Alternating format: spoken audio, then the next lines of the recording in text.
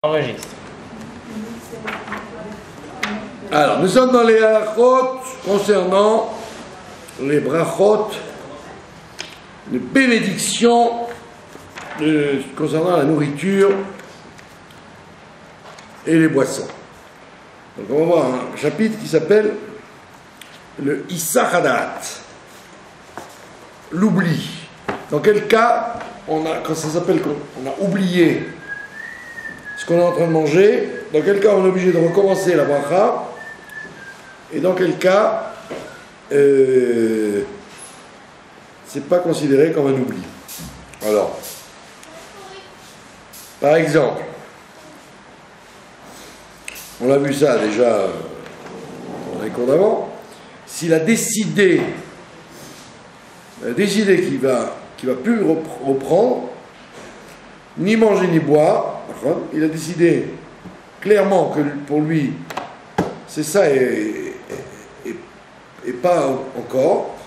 Par exemple, il prend un verre d'eau et c'est clair pour lui que c'est ce verre d'eau, il n'en boira pas un autre. Il dit il ne fait pas trop chaud, il n'est pas si chaud que ça, un verre d'eau suffit. Donc dans sa tête, il a décidé qu'il n'y a qu'un verre d'eau. Donc, s'il reboit un autre verre d'eau, il doit faire la bénédiction sur le verre d'eau. Parce qu'il avait décidé clairement qu'il n'en boirait pas un autre. D'accord? Pareil pour le vin, pareil pour un dessert, etc., etc. Maintenant, quand il est à table, c'est-à-dire qu'il a mangé du pain. Alors, quand on a mangé du pain, quand on fait un repas, que ce soit dans un mariage ou à la maison chez soi, qu'est-ce qui décide qu'on arrête de manger? Étant donné qu'il y a une différence entre le pain et le reste. Le reste, étant donné que ça s'appelle quelque chose de léger, alors s'il a décidé un verre d'eau, c'est un verre d'eau, ça s'arrête là. Mais si c'est un repas, dans un repas, il n'y a pas de faim. Il peut y avoir des repas qui durent 5-6 heures, et à manger, et encore à manger, et encore à manger. Donc dès qu'on mange un vrai repas, là on ne considère pas qu'on a décidé de s'arrêter. Pour décider de s'arrêter, il faut plusieurs conditions. Par exemple, la condition classique, c'est qu'il prend un texte pour faire le Birkat Hamazon. Quand il a pris dans la main le texte, déjà ça veut dire qu'il est en train de changer de programme et qu'il va se lever pour partir. Donc s'il prend un Birkat Hamazon dans les mains, ou que il se lave les mains en signe de l'eau qu'on met, le lavage des mains avant le Birkat Hamazon, ou il a écouté un zimoun, par exemple, c'était un mariage ou une fête, et il entend, donc ça veut dire que c'est le signe qu'on a fini. Toutes ces choses-là, s'il n'a pas expressément pensé que non, que lui continue, s'il n'a pas expressément pensé qu'il continue, alors ça veut dire qu'il a fini. Ça veut dire qu'il a fini automatiquement. Et donc à ce moment-là, puisqu'il a fini dans sa tête, tout ce qu'on va lui apporter maintenant, bien qu'il n'a pas encore commencé le Birkat Hamazon, tout ce qu'on va lui apporter, étant donné qu'il a fait une action, soit avec la main, soit avec la bouche, que ça s'arrêtait, si on lui apporte quelque chose de neuf, il est obligé de refaire la bracha. Que ce soit un gâteau, une pièce montée, qu'il n'avait pas prévu, un verre de champagne, un thé, un café, tout ce qu'on va lui amener à ce moment-là, ça ne peut pas s'appeler partie du repas ou dessert ou accompagné. Ça s'appelle autre chose, c'est un autre monde. Et donc à ce moment-là, il doit faire la bénédiction sur ce qu'on lui amène du fait qu'il avait décidé par son action que son repas était terminé. Troisième cas de figure, par exemple, si quelqu'un est obligé d'aller aux toilettes dans un repas, théoriquement d'après le Rambam, quelqu'un qui va manger, il doit aller aux toilettes d'abord.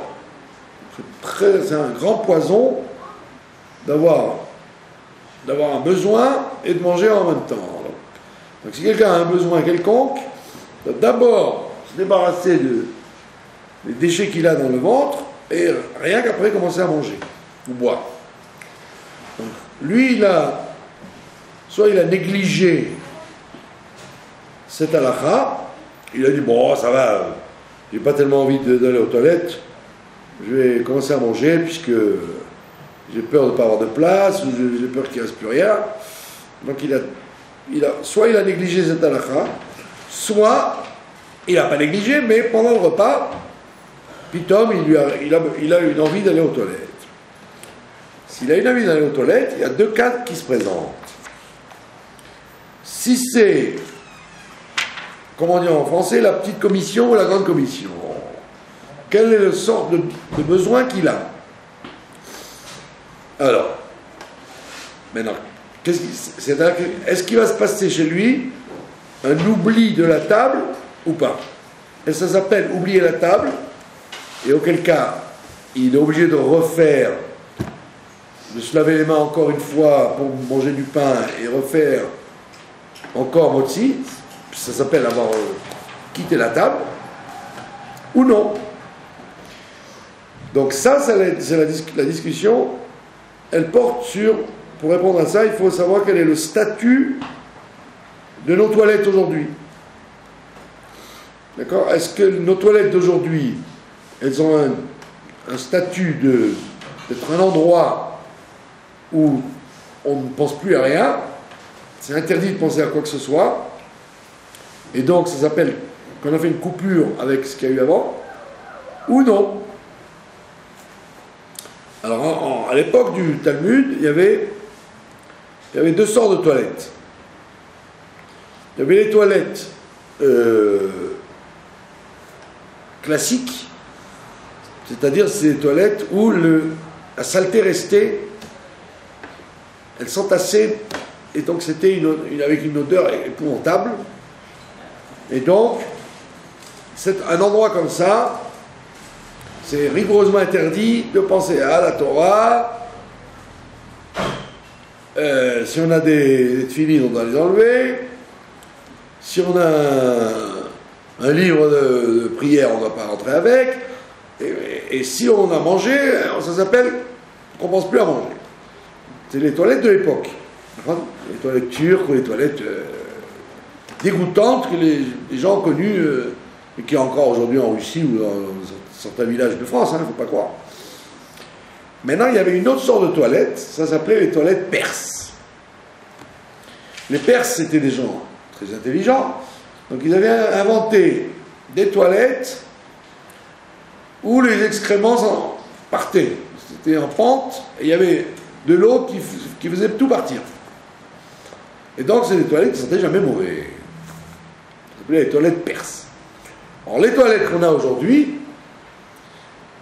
sauf si elles sont bouchées, qu'à Dieu ne plaise, ces toilettes qu'on a aujourd'hui, elles sont raccrochées au niveau halachique aux toilettes perses. C'est-à-dire que si vous nettoyez bien et vous désodorisez, on n'a pas l'impression que c'est des toilettes, on a l'impression que c'est une pièce normale, une salle de bain ou une cuisine. Si vous rentrez les yeux fermés, vous ne voyez pas du tout que c'est des toilettes. Donc ça change le statut de cet endroit. Et donc à ce moment-là, si vous allez faire une petite commission Ça, tout le monde est d'accord qu'une petite commission, comme vous auriez pu en vérité faire ça n'importe où, à l'époque ils faisaient n'importe où, il suffisait qu'il y ait de la terre, une pelouse, un endroit qui absorbe les urines, les gens ils faisaient leurs besoins n'importe où. Donc à ce moment-là, vous n'avez pas besoin, quand vous sortez de ces toilettes, de cette commission, vous n'avez pas besoin de vous laver les mains comme pour Netilat Yadayim, c'est-à-dire 3 fois de chaque côté. Mais il suffit que vous vous lavez les mains au robinet avec du savon ou sans savon, et vous pouvez retourner à table et continuer à manger normalement. Maintenant, si vous avez été faire une grande commission, à ce moment-là, le statut, comme le statut des toilettes d'aujourd'hui est un statut de toilette perse, alors on estime que on va se laver les mains, on va quand même se laver les mains, comme pour faire Netilat Yadayim, on va faire Netilat Yadayim et on va remanger du pain, mais tout ça sans bracha. C'est-à-dire que dès qu'on sort des toilettes, à ce moment-là, on va dans un endroit où on se lave les mains, soit une salle de bain, soit une cuisine, soit un robinet qui n'est pas dans les toilettes, et on se lave les mains avec un kéli, comme si on allait manger du pain, normalement. On fait exactement le même mouvement que la Netilat Yadayim du pain, mais on ne fait pas la bracha. Et on va vite à table, sans parler, et on mange du pain, on remange du pain, sans bracha, exactement comme si on avait été obligé d'oublier qu'on était à table, puisque quand même on est sorti des toilettes. Donc comme c'est une discussion, les toilettes de nos jours sont propres, alors automatiquement on fait Netila et on remange du pain, mais on évitera les brachot parce que peut-être que c'est un endroit, les toilettes d'aujourd'hui si elles sont propres, impeccables, peut-être c'est un endroit où on aurait même eu le droit de penser à délivrer Torah. La preuve en est que si les toilettes sont très propres, quelqu'un qui par exemple se sert de ces toilettes pour en faire une pharmacie, où les femmes elles en font un endroit de cosmétique, pour se maquiller, pour se faire belle quand elles vont en soirée. Donc elles se servent de ces toilettes-là en même temps comme salon de maquillage. Donc c'est pas usage unique de toilettes. On s'en sert pour on range des journaux des fois, on range ce que je sais, on a des médicaments, plein de trucs. Une armoire à pharmacie, il y a plein de choses dans ces toilettes-là. Ouais, et donc, quand on rentre dans cette pièce, quelqu'un il a besoin d'un acamol, il prend l'acamol, il sort de la pièce, si les toilettes sont impeccables, on n'a pas besoin de se relaver les mains, etc. Parce qu'elles sont impeccables. Parce qu'aujourd'hui, elles ont un statut de toilette perse, de l'époque où ça dégageait tout. Et on dit même que si c'est impeccable, on pourrait écouter la radio ou une émission toranique. Une femme, elle fait une petite lessive dans son... Elle nettoie un tricot dans cette toilette salle de bain qu'elle a, et comme ne pas perdre son temps, alors elle écoute une émission sur les halakhot, sur la cache-route, ou sur ce que je sais moi, sur la paracha de la semaine, et elle peut écouter ça dans ses toilettes propres, puisque c'est pas utiliser des toilettes à ce moment-là.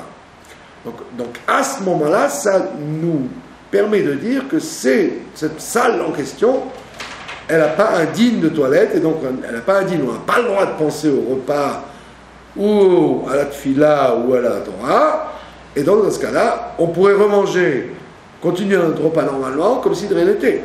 Seulement, comme il y a quand même un statut, que ça s'appelle une salle de toilette, alors la plupart des décisionnaires disent qu'il faut se laver les mains sans bracha et remanger du pain, 30 grammes encore, sans bracha, comme si c'était un nouveau repas, hein, qui va se rejoindre au repas d'avant, avant d'aller aux toilettes. Donc c'est un cas particulier qui s'appelle un cas d'oubli. Je suis sorti, je reviens, les toilettes s'appellent un oubli, mais on voit qu'on peut le réparer sans refaire les brachot. Troisième cas, le cas où on est sorti de la maison carrément.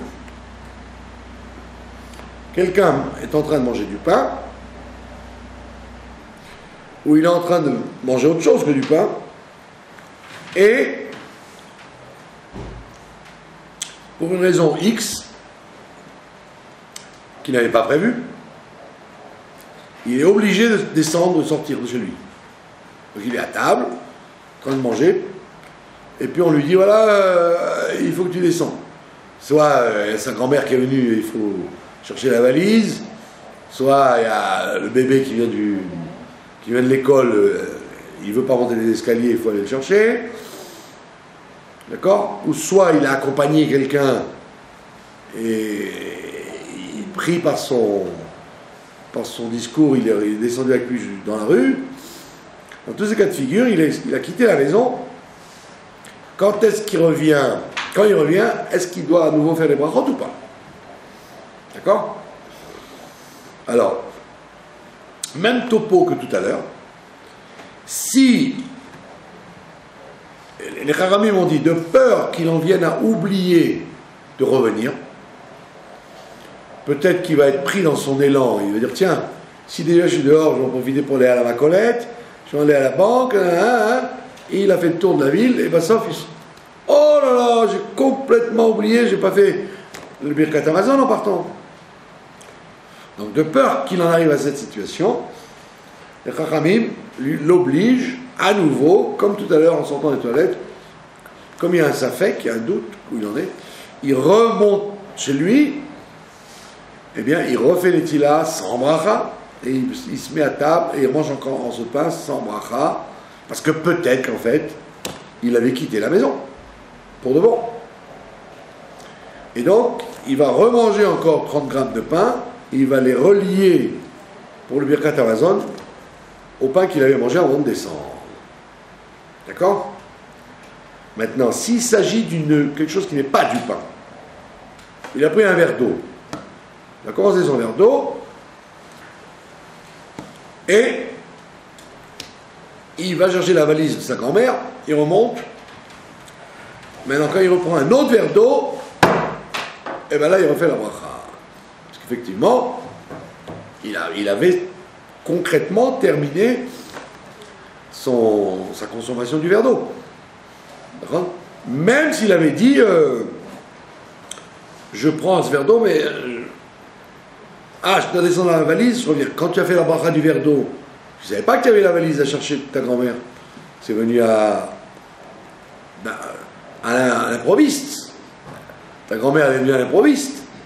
Donc tu ne savais pas que tu devais descendre dans la valise. Donc c'était évident que quand tu as bu ton verre d'eau, tu ne pensais pas sortir de la maison. Et donc même si tu avais dit je continuerai à boire jusqu'à demain ce soir, c'est dans le cas où tu restes dans la même maison. Mais là tu es descendu.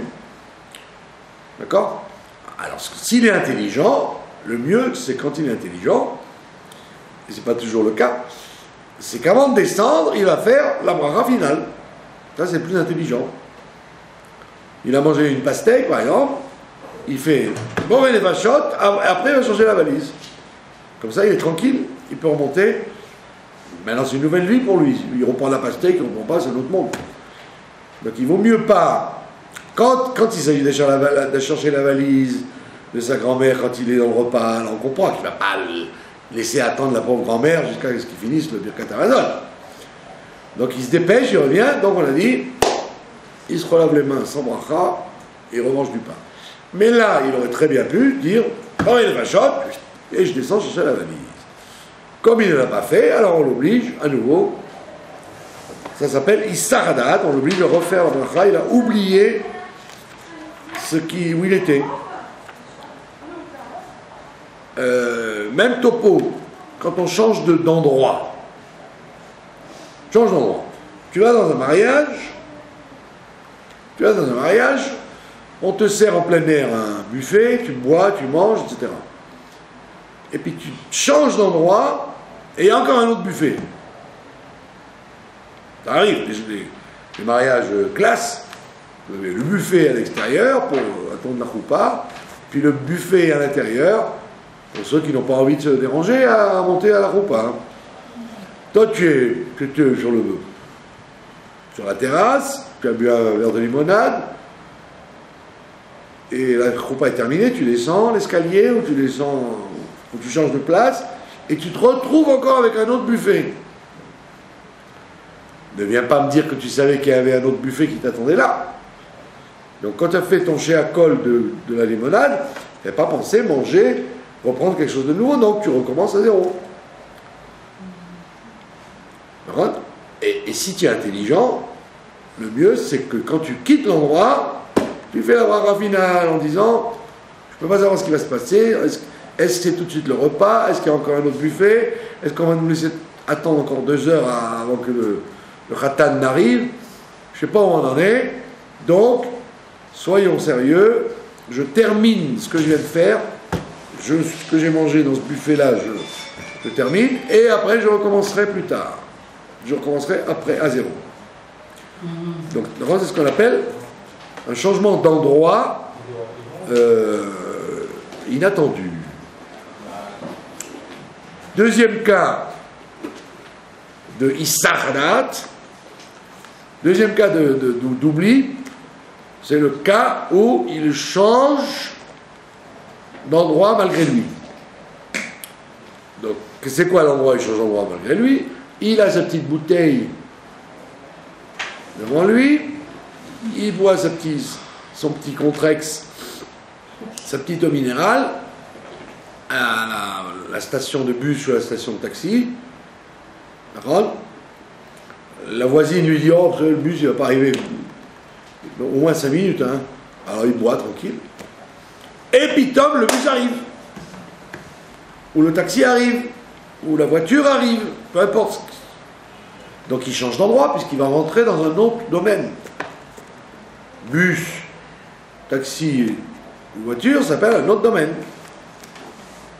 Étant donné qu'il a été surpris, il devra refaire la bracha dans le nouvel endroit où il se trouve. Mais s'il n'avait pas été surpris, c'est-à-dire, il avait dit, je commence à boire ma bouteille tranquillement, je la continuerai dans le bus tout à l'heure.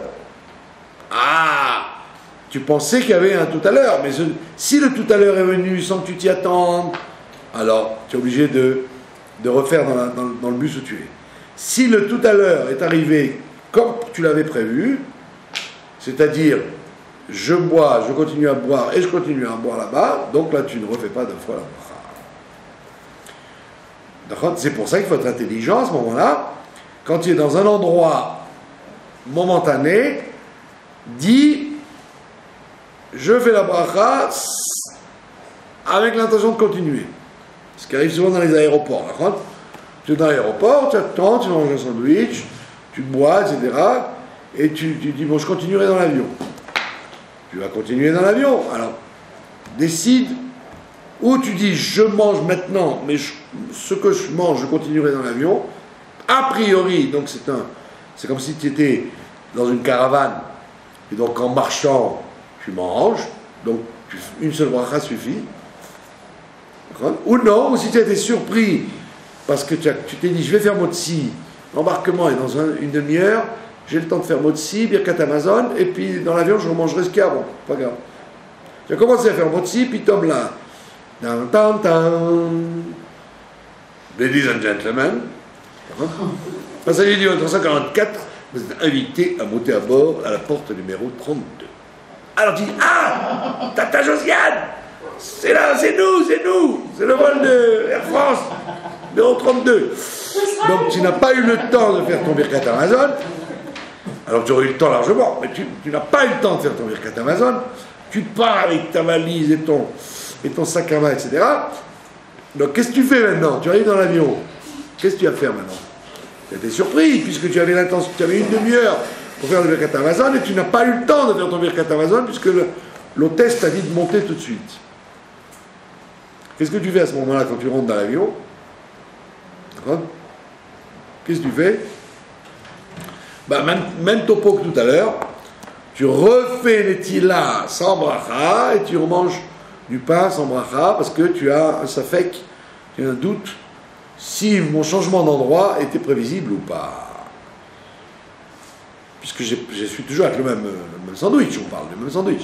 Si tu as fini et tu recommences là-haut, c'est évident que tu recommences à zéro. Si on te sert un repas, etc., tu ne vas pas t'appuyer sur ce que tu as mangé dans l'aéroport. On parle que tu as encore ton sandwich ou ta gamelle de l'aéroport, donc tu refais sans bracha de peur de dire que c'était une suite ou alors de peur de dire que c'était une interruption. Tout ça, ça s'appelle Issach Adat. Oubli, perte de conscience. D'accord? Et nous terminerons avec une petite curiosité. Quelqu'un qui a oublié, il ne pense plus à ce qu'il va manger, d'accord?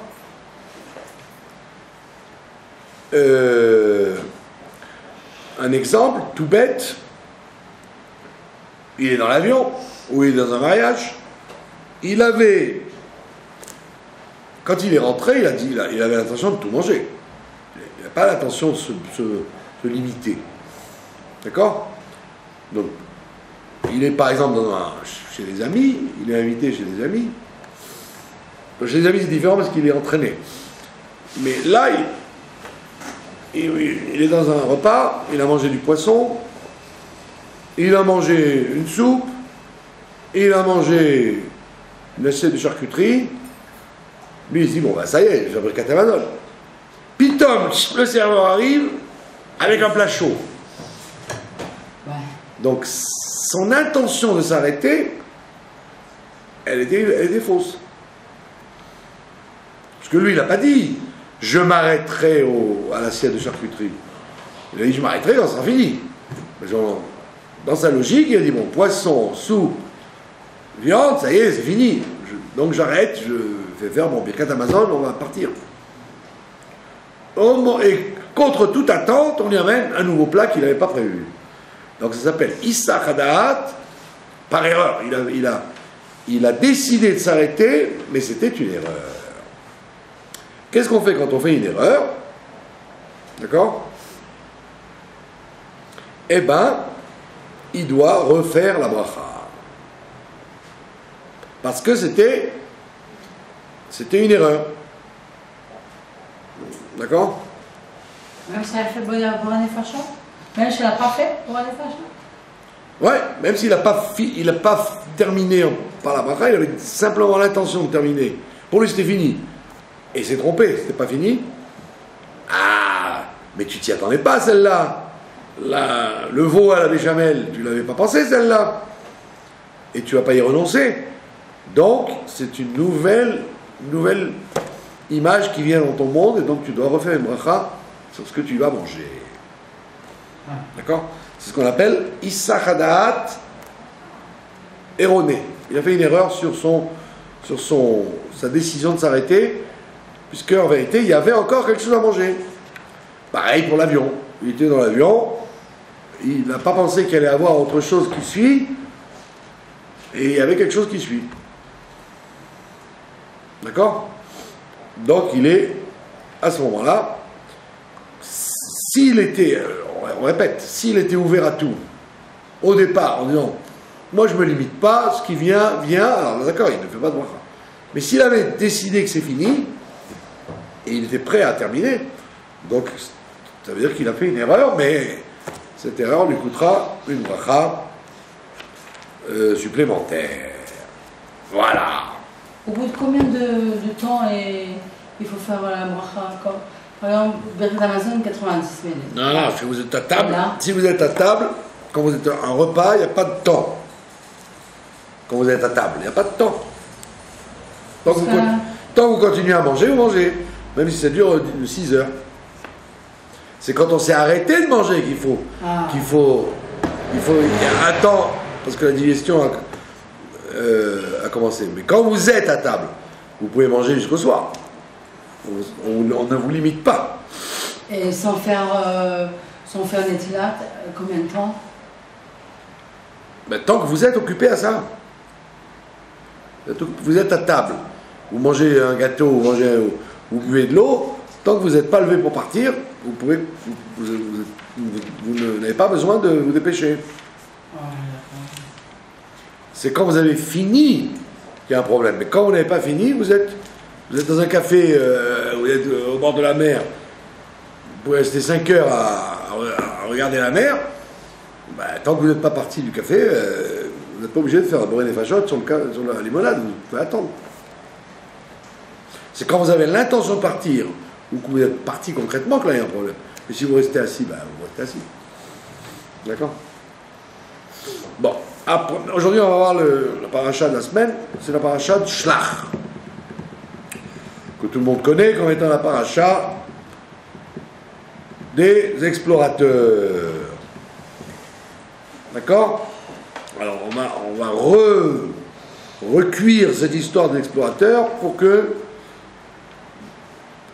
montrer une image encore plus prononcée pour expliquer ce qui s'est passé. Les explorateurs, c'était des gens extrêmement sages. C'était des chefs de tribu, donc ils avaient été sélectionnés parce qu'ils étaient des grands sages. De plus, nous dit le Harizal, on l'a vu pour les abonnés au cours sur les livres des Gilgulim, que le Harizal nous dit que les explorateurs étaient chacun l'intégration de l'âme de la tribu. C'est-à-dire, celui qui a représenté Ménaché, eh ben, il y a Ménaché, le fils de Yaakov, qui est entré en lui. Chacun est rentré en lui, il y a eu un Ibour Neshama. Sa Neshama s'est rajouté à la Neshama de la tribu qui représentait. Donc ce n'est pas des délégués de la tribu, c'était carrément les fils de Yaakov qui sont descendus en Gilgoul en eux pour les aider à triompher de l'épreuve des explorateurs. Donc ce n'était pas du tout des gens qui étaient pas armés, ils étaient armés pour résister à l'épreuve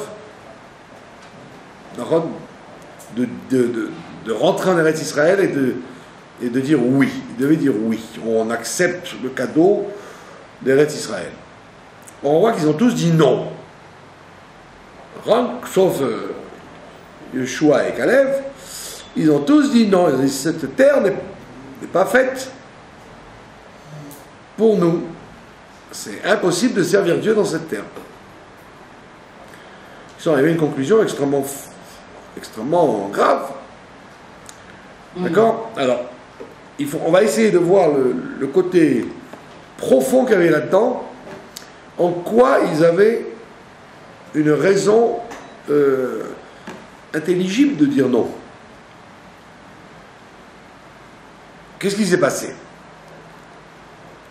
Il y a écrit que quand Dieu crée le monde avec des noms. En français on dit Dieu, en anglais on dit God, mais en hébreu il y a plusieurs noms pour appeler cette entité divine. Donc il arrive quelquefois, et d'après son nom, le nom que Dieu porte, c'est pas un nom simplement joli ou poétique ou amusant, c'est un nom qui signifie une fonction.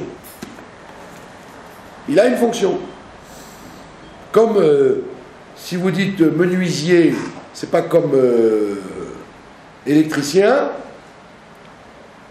Si vous dites électricien, vous savez qu'il est spécialiste d'électricité.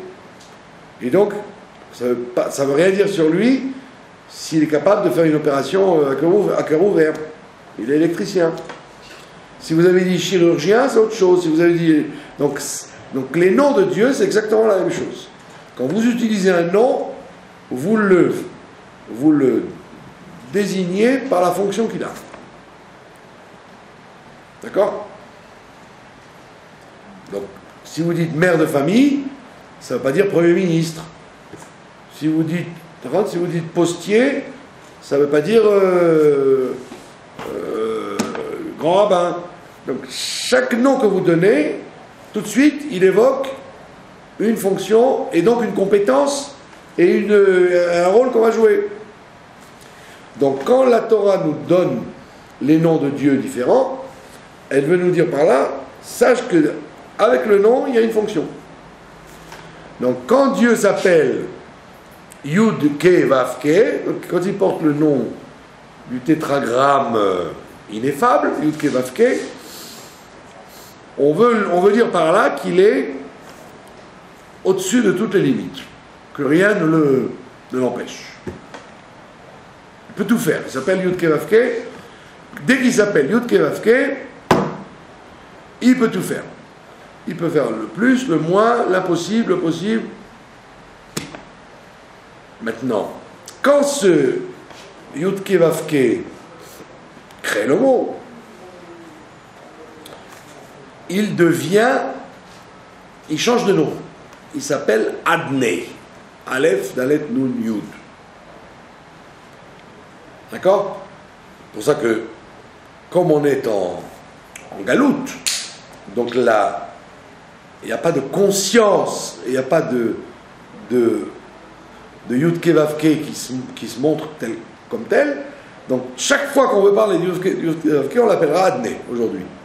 Vous dites Baruch Ata Adnei. Vous ne dites pas Baruch Ata Yud Ke Vav Ke. Au Beth Amikdash, il disait le vrai nom. Mais autrement, on emploie, bien qu'on écrive Yud Ke Vav Ke dans la Bible, ou dans la prière, ou dans n'importe quelle demande que vous faites, bien qu'on l'écrive, il arrive qu'on l'écrive, mais on ne le dit pas. On dit toujours Adnei. Adnei, ça vient du mot Adon, c'est-à-dire le maître. Donc, quand il est Yud Ke Vav Ke, il est sans limite et sans incapacité. Dès qu'il s'appelle Adnei, alors il s'habille en fonction des structures du monde dans lequel il se trouve. Donc, ça veut dire quoi? Ça veut dire qu'en hiver, il va faire froid, en été, il va faire chaud, et ça ne peut pas être le contraire. Si c'est le contraire, c'est qu'il y a quelque chose qui est brouillé. La nuit, on ne va rien voir, le jour, il va y avoir du soleil, l'eau, ça coule, la glace, ça gèle, etc., etc., etc. Il va y avoir des règles incontournables. Incontournables. C'est des choses qui sont, et heureusement pour nous, parce qu'imaginez-vous que l'eau devienne du feu. Vous rendez compte un peu la catastrophe que ça amènerait. Vous cherchez à boire un verre d'eau, putain, une flamme de feu on deviendrait fou. Si le Adnei devenait comme l'apprenti sorcier, que tout était brouillé, on deviendrait fou. Donc le monde est basé sur le Adnei, on est tranquille, les règles de la nature. Donc quand Dieu descend dans la nature, alors il utilise son nom. C'est-à-dire, il est toujours Yud Ke Vav Ke. Mais il ne se montre jamais comme Yud Ke Vav Ke, il se montre comme Adnei. D'accord? Donc ça veut dire qu'à priori, si quelqu'un saute du 20e étage, il s'écrase par terre. Il ne peut pas dire non, Yud Ke Vav Ke va intervenir à ce moment-là et hop, je vais m'envoler. Non, c'est impossible ça. S'il lui est arrivé S'il lui est arrivé quelque chose, ça va prendre une forme liée à la nature. D'accord? C'est pratiquement sûr que ça va être comme ça. Vous avez compris? Donc c'est pour ça qu'il y a des lois de médecine dans la Torah. Là, on vous dit ne mange pas froid, mange sainement, mange fais ci, fais ça. On te dit ne crois pas que le monde il marche d'après Yud Kei Vav Kei, il marche d'après Adné. C'est tout. Si au bout de 3 jours tu dois dormir, tu ne peux pas dormir, tu ne peux pas rester 3 jours sans dormir, tu ne peux pas rester tant de temps sans boire, sans manger, tu dois t'asseoir, tu dois te coucher, il y a des règles. Des règles que la Torah vous dit de faire. Ça veut dire que c'est Adné qui dirige les choses. C'est bien, tout va bien. Donc, qu'est-ce qui s'est passé? Dans le désert, les gens qui sont sortis d'Égypte, quand ils vivaient dans le désert, ils vivaient d'après les règles du Shem Yud Kei Vav Kei. Tout était Yud Kei Vav Kei. C'est-à-dire, il y avait la manne, il y avait des nuées, il n'y avait pas la nuit et le jour n'existaient pas, il faisait toujours jour.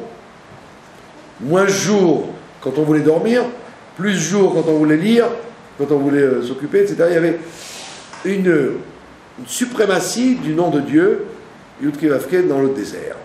La preuve, Matan Torah, il y a des éclairs, hein, ils ressemblent à la Torah. Il y avait le puits de Myriam, il n'y avait que des expressions du nom Yud Kei Vav Kei. Tout était Yud Kei Vav Kei. On vous dit qu'il n'y avait pas de repassage, les vêtements ils grandissaient avec l'enfant, c'est extraordinaire, imaginez-vous ça. Regardez les mêmes habits et ils étaient toujours propres et repassés pendant toute la vie. Imaginez-vous la vie que vous auriez si vous étiez branché sur ces miracles permanents. Toute la vie, elle est casse-tête à cause de ça. Vous faites tomber du sirop, il faut laver le vêtement, alors qu'à l'époque, ils pouvaient faire tomber ce qu'ils voulaient, le vêtement ne se salissait pas. Tout était miraculeux. Yud Kei Vav Kei. Maintenant, on leur dit, voilà, vous allez changer de registre, vous allez rentrer dans la terre d'Israël, où là-bas, c'est le Shem Adné qui règne. C'est-à-dire, il va falloir labourer, semer, récolter, donc il va falloir vérifier qu'il ne fait pas trop chaud, sinon ça s'abîme. Laisser du lait quand il fait chaud, il s'abîme. Laisser de la viande quand il fait trop froid, vous ne pouvez plus la manger. Donc il faut faire attention à tout. Et quand ils sont arrivés là-bas, les explorateurs, ils ont vu que on ne voyait rien de Yud Kei Vav Kei dans ce monde-là. On voyait, c'est comme quelqu'un qui a l'habitude d'être chez papa-maman, dès qu'il fait comme ça, il y a l'omelette chaude sur la table, dès qu'il fait comme ça, les chaussettes propres, d'accord? Dès qu'il fait comme ça, casse-pomate, le père il a la casse-pomate, puis Tom il se marie,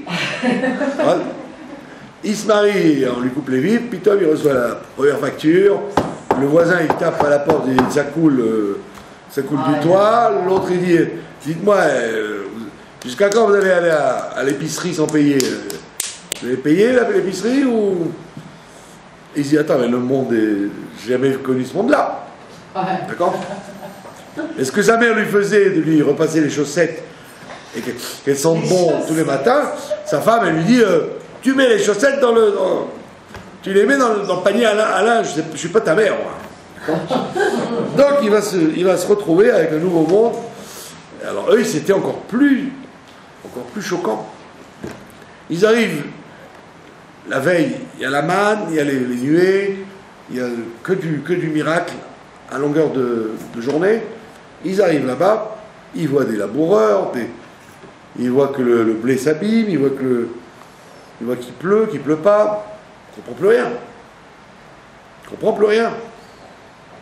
Alors ils ont dit ça, c'est-à-dire le règne de Adné, alors que nous on vit dans Yud Kei Vav Kei, mais on n'a pas l'impression qu'il y a Yud Kei Vav Kei ici, on voit que Adné. On n'a pas l'impression qu'il y a des miracles. On voit que des trucs naturels. Ça fait très peur. Donc c'était en réalité des kabbalistes, ces gens-là. C'était pas des gens vulgaires. Ils ont vu des trucs inimaginables pour leur cerveau. Et donc quand ils sont revenus, ils ont dit à tout le monde, vous savez, il faut avoir une telle... il faut se déconnecter tellement du miracle que c'est très difficile à gérer. On ne peut pas gérer ça. Là, ici, on peut se concentrer, on peut être tranquille, on n'a pas de problème, donc, parce que Yudke Vavke nous dirige tout le temps. Il y a des scorpions, hop, ça y est, ils sont écrasés par le tapis du désert. Là-bas, il y a des scorpions, ben, il faut les chasser. Ils peuvent vous piquer. Et tu dois faire attention. Donc, comme dit la Mishnah, tu dois chasser les taupes de peur qu'elles te mangent les racines de ta récolte. Tu dois vite engranger parce que la pluie va descendre bientôt. Tu dois faire attention à fermer ton vin, sinon il va tourner. Donc on voit bien que c'est vrai, il y a tout ce qu'on veut, mais et tu dois être toujours là. Ça nous fait peur, ça. On raconte qu'il y avait même, plus que ça, il y avait le roi Hiskiyahu, il avait enterré de son temps le livre des guérisons. Il y avait un livre où il y avait toutes les guérisons. Il y avait toutes les maladies possibles et comment on les guérit.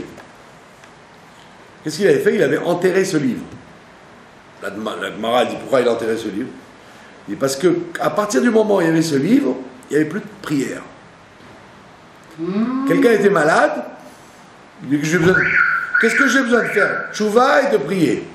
Je suis malade, je regarde le livre, tu fais ça, tu fais ça, tu fais ça, tu guéris. Donc il a enterré ce livre parce que les gens oubliaient de lever les yeux au ciel. Donc dans le désert, ils n'avaient pas besoin de lever les yeux au ciel, tout était divin. Tu vas en Israël, ça y est, tu es obligé de lever les yeux au ciel. Pourvu que mon vin ne tourne pas, pourvu que mon blé il pourrisse pas, pourvu que les rats ne mangent pas les graines dans le...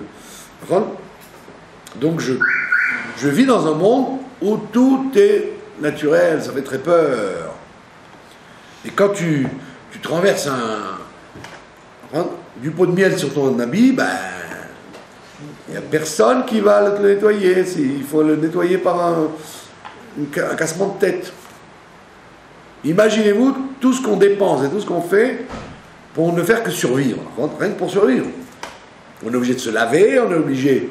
Donc il faut acheter des produits pour se laver, il faut avoir de l'eau, il faut payer l'eau.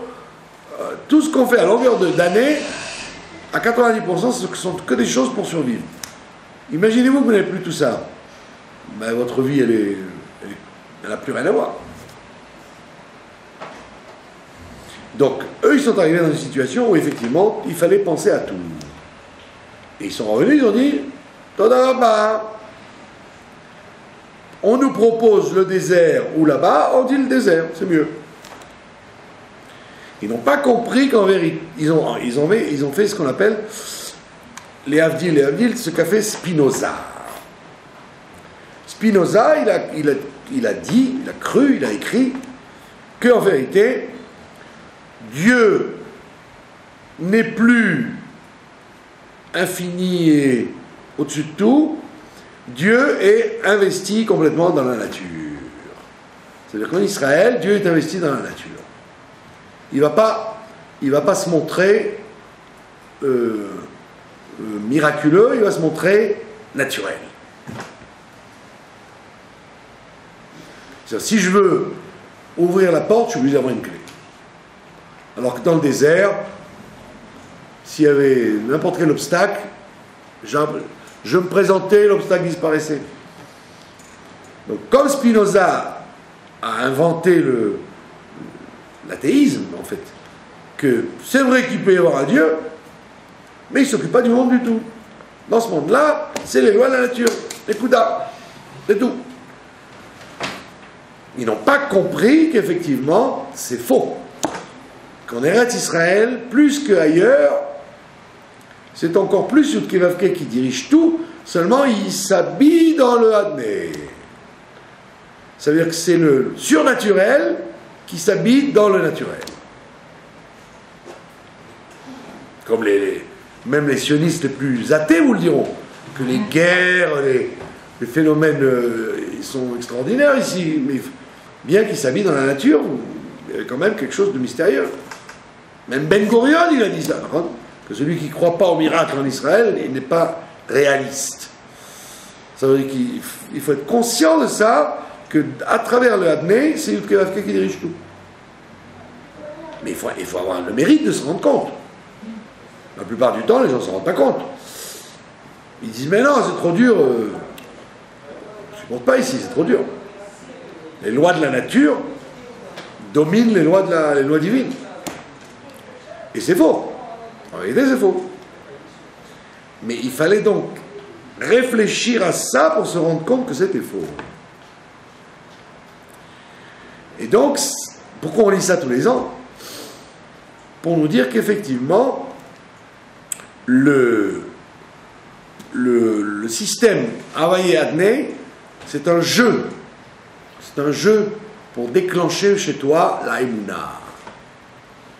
Tu dois avoir la Emouna. Si tu étais capable d'avoir tout le temps la présence miraculeuse dans ta vie, sans s'habiller par la nature,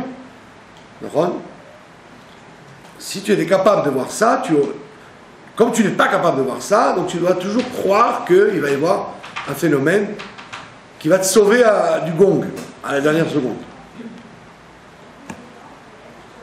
Il y a des gens, je vous ai raconté qu'il y a des gens, à travers les siècles, des gens simples, qui avaient cette capacité de vivre availlés dans Hadné. Un exemple, des gens qui avaient une bouteille d'huile, par exemple, camouflée par un papier pour pas qu'on voit, et qui ne se terminait jamais. Terminait jamais. Mais il ne fallait pas en parler, il ne fallait pas dire, il ne fallait pas répondre.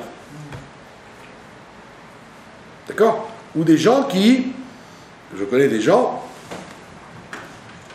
je ne vous les présenterai pas parce qu'ils ne veulent pas qu'on dise, qui ont une bourse où il y a de l'argent, qui ne s'arrête jamais. Ça n'arrête jamais, ça. Vous mettez la main dedans, vous pensez qu'il y a une poignée, ben vous dites, bon, il restera pas beaucoup. Hein. Donc vous dépensez l'argent, quand vous avez un nouveau besoin, vous plongez la main, il y a autant d'argent qu'avant. C'est des gens qui ont attrapé un coup d'availlé dans Hadné. D'accord? C'est quoi ça? Un miracle non naturel, mais il s'habille quand même dans la nature, puisque c'est quand même de l'argent. C'est comme de l'huile. C'est un mérite. Et chez le rabbi, je vous rappelle, la bouteille de vin du rabbi, elle était camouflée par le Rav Mentlik. Il lui faisait son vin à la maison, etc. Et puis après, il le faisait venir et il le couvrait. Alors la plupart des gens disaient qu'il le couvrait parce que c'était pas bouilli, pour pas que peut-être il y avait des goyim, hein.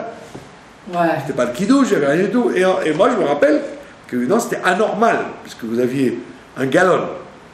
Gallon, je ne sais pas combien, pas un gallon, une grosse bouteille, donc il y avait peut-être 2,5 litres, je ne sais pas. Mais 2,5 litres, ça s'arrête à un moment. Et vous voyez que ça ne s'arrêtait pas. Et moi, j'ai vu, enfin, je ne sais pas si j'ai bien vu, il s'est retourné une fois pour remplir la bouteille, le romantique, et j'ai vu qu'il remplissait rien du tout. Il faisait une espèce de faux geste comme ça, comme s'il remplissait. Mais apparemment, il avait une bouteille plus petite que ce qu'il voulait remplir. Donc il y avait des mystères comme ça, de travailler dans l'année. Je vous dis, moi je l'ai vu chez des vieilles dames. Il y avait une bouteille qui ne se terminait jamais. Et tout le monde disait, attends, mais comment, à quelle heure elle remet de l'huile dans cette bouteille? On ne la voit jamais remettre de l'huile. Et quand vous lui posez la question, elle vous dit, c'est donc il peut arriver qu'il y ait des introductions d'irréel dans le réel. C'est vrai ça. Et la Torah te dit, mais c'est vrai tout le temps. Ouais. C'est vrai tout le temps, et tu t'en rends pas compte. C'est vrai tout le temps, mais je ne te rends pas compte. Et c'est la spécificité du monde matériel, que Dieu a créé ce monde-là, où il se cache, mais en vérité, il est très très présent. Et les Meraglim, ils disent, non, non, nous on veut ce que nos yeux voient. Trop dur à voir, on n'arrive pas à comprendre, nous accrocher à la Emouna, c'est trop pénible.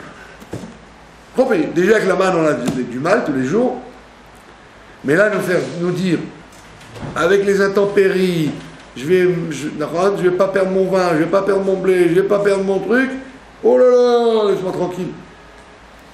Donc ils n'ont pas cru dans la capacité de Yudke Vavke de descendre dans le Shem Adné, et c'est ça leur faute. C'est leur faute parce que les Meraglim, ils voulaient voir, ils ne voulaient pas croire.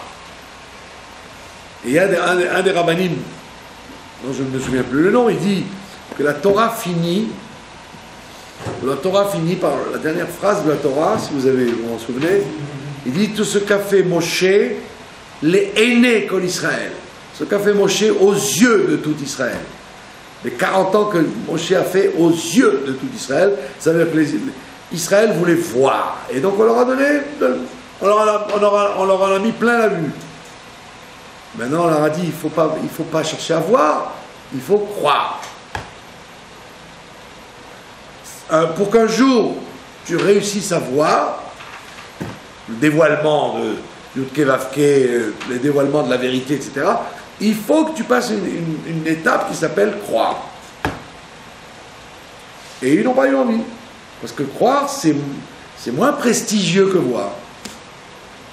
Quelqu'un qui croit, c'est misken un peu, c'est malheureux. Il croit. Alors que celui qui voit, il dit, hey, j'ai vu. Je suis quelqu'un, j'ai vu. Alors que si tu crois, c'est pour ça que la croyance, d'ailleurs, elle est plutôt réservée aux pauvres gens.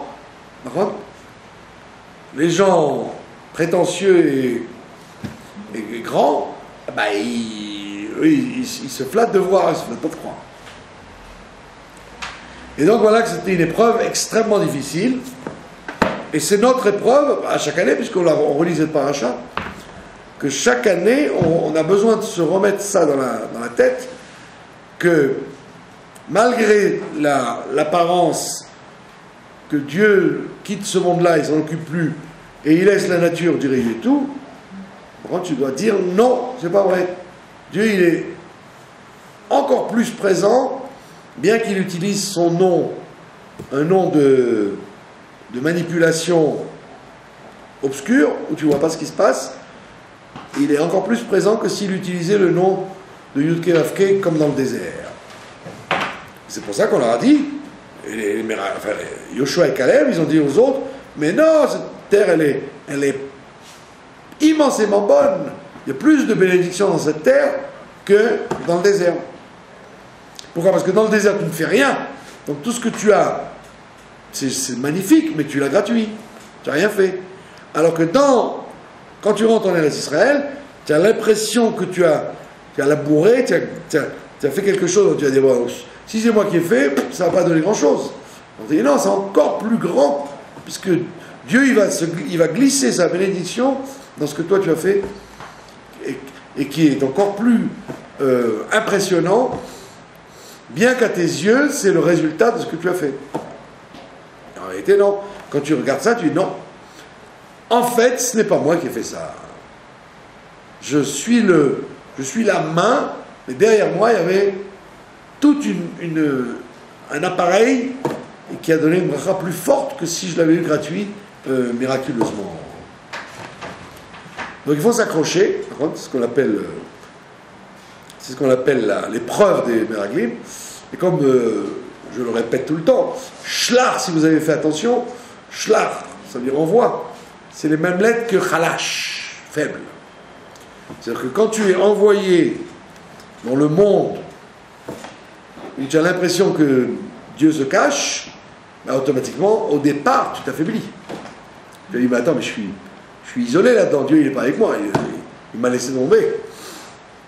Donc il y a tout de suite la réaction de s'affaiblir, et on te dit, non, il ne faut pas tomber dans ce piège, faut rester toujours accroché, puisque si c'est une mission qu'on t'a donnée, shlach, on t'a donné une mission, donc c'est sûr que Dieu ne peut pas te raconter des choses pour t'embrouiller, mais il te raconte des choses auxquelles il faut t'accrocher.